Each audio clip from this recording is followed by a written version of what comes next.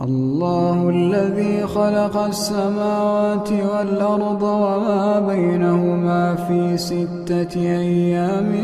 ثم استوى على العرش ما لكم من دونه من ولي ولا شفيع أفلا تتذكرون يدبر الأمر من السماء إلى الأرض ثم يعرج إليه في يوم كان مقداره 1000 سنة مما تعدون